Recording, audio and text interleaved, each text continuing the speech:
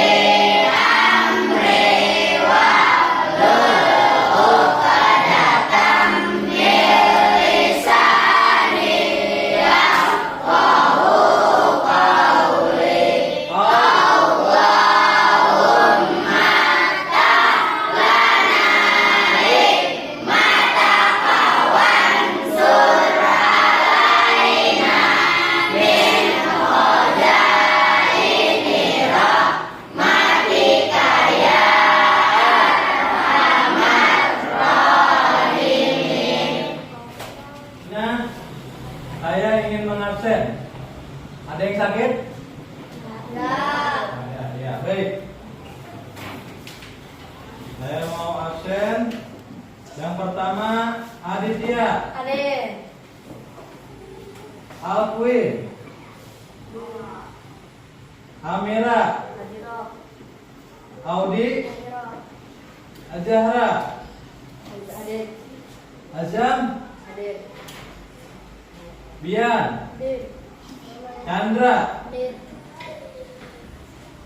Davia. Hadir. Dika. Hadir. Dinda. Hadir. Ya. Pelajaran yang kemarin masih ingat? Masih. Apa itu sholat sunnah rawatib? Sholat sunnah rawatib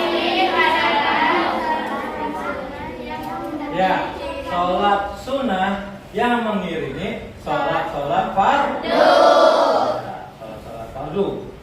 Mau sholat zuhur, mau sholat asar, maghrib, isya dan subuh. Jadi sholat rawatib itu sholat yang mengiringi sholat fardu. Ya. Ya. Di sini saya akan menjelaskan tata cara sholat sunnah rawatib. Yang pertama, dikerjakan sendiri-sendiri. Jadi sholat sunnah rawatib dikerjakan sendiri-sendiri, nggak bareng-bareng, nggak berjamaah. Jadi kalau kita mengerjakan sholat sunnah rawatib, kita harus sendiri-sendiri. Ya. Setelah azan berkumandang, Allahu Akbar, sebelum qomat kita mengerjakan sholat sunnah rawatib yang dinamakan sholat sunnah rawatib qobliyah. Qobliyah artinya sebelum. Ya.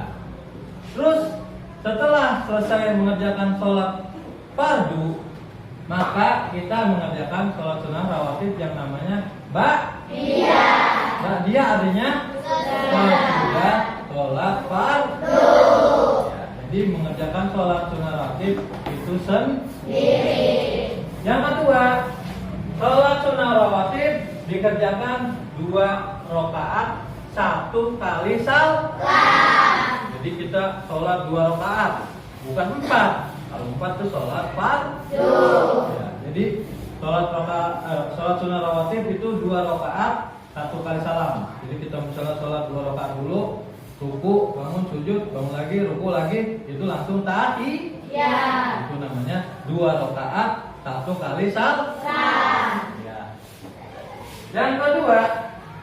Yang ketiga, sholat sunnah rawatib qobliyah dikerjakan sesudah azan dan sebelum iqamah. Jadi sholat sunnah rawatib dikerjakan sebelum azan dinamakan qobliyah. Sebelum azan, sesudah azan, sebelum iqamah.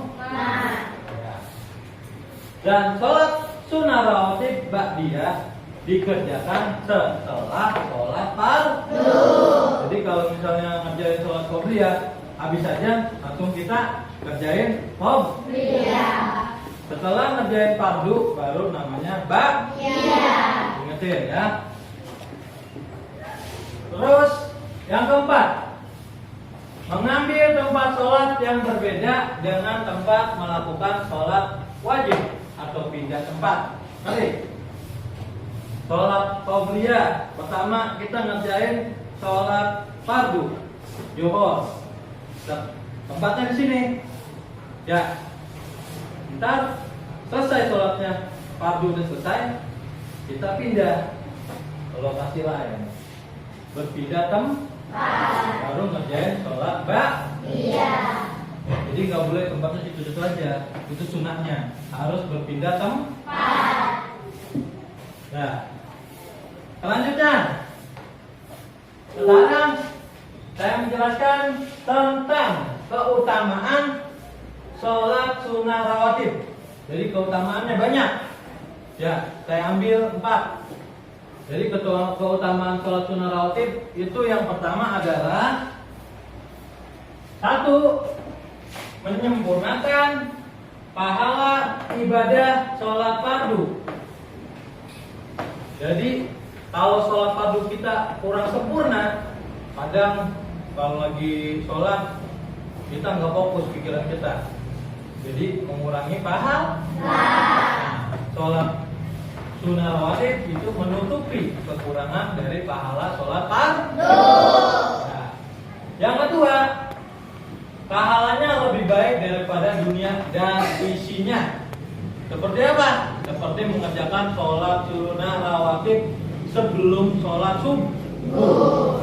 Jadi siapa yang mengerjakan sholat sunnah rawatib sebelum subuh, sebelum fajar, itu pahalanya sama. Baiknya itu apa? Pahalanya lebih baik daripada dunia dan isinya. Mau dapat kayak gitu? Dapat pahala baik mau? Maka mengerjakan sholat sunnah rawatib sebelum subuh itu bagus, karena pahalanya lebih baik daripada dunia dan isinya. Itu yang kedua, utama apa lagi hikmah dari sholat sunnah rawatib.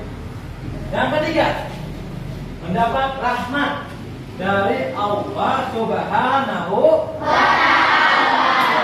Jadi siapa yang mengerjakan kebaikan, siapa yang mengerjakan sholat sunnah, itu akan mendapatkan rahmat dari Allah Subhanahu wa ta'ala.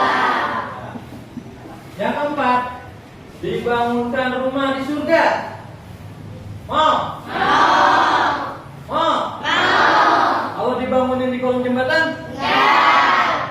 Kalau mau dibangunin di neraka? Enggak. Tapi ini dibangunin rumah di surga. Siapa yang nggak mau? Tuh, nggak mau dia.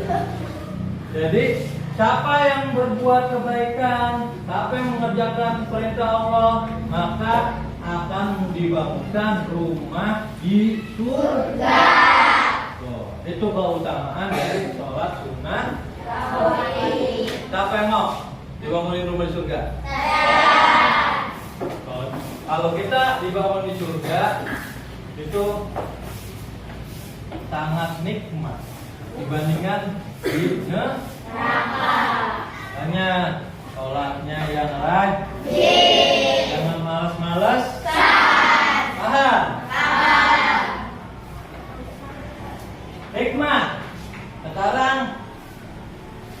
Hikmah sholat sunnah rawatib. Allah menyukai orang-orang yang selalu mengerjakan amal kebajikan yang dilakukan dengan istiqomah terus-menerus meskipun sedikit. Jadi hikmah dari sholat sunnah rawatib itu adalah Allah menyukai orang-orang yang berbuat kebajikan atau amal walaupun sedikit. Kamu berbuat baik walaupun sama temannya kamu berbuat dikit, berbuat baik dengan sedikit, itu nggak apa-apa daripada tidak sama sekali. Jadi kamu harus ngerjain sholat walaupun kamu masih belum balik, walaupun kamu masih kecil, nggak apa-apa, belajar dari kecil, dan lama-lama terbiasa. Nah, Allah menyukai orang yang berbuat baik walaupun sedikit. Tuh, ya, paham? Paham. Ya, baik. Siapa yang mau memberi kesimpulan tentang sholat sunnah rawatib? Ayo. Saya ingin memberi sedikit kesimpulan sholat sunnah rawatib. Sholat sunnah rawatib adalah sholat sunnah yang mengiringi sholat fardu dan dikerjakan sebelum dan sesudah sholat fardu. Dikerjakan 2 rakaat dan dikerjakan berpindah-pindah. Ya, baik. Terima kasih. Kita beri tepuk tangan untuk Kansa.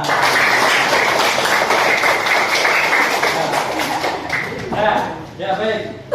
Jadi kesimpulan sholat sunnah rawatib itu adalah sholat sunnah yang mengiringi sholat sunnah yang mengiringi sholat fardu, baik sesudah maupun sebelum. Jadi sebelum ngerjain sholat zuhur, sholat sunnah rawatib. Ngerjain sesudah sholat zuhur itu namanya sholat sunnah. Paham? Cukup sekian pelajaran pada siang hari ini. Semoga apa yang saya jelaskan kamu pahami. Ya.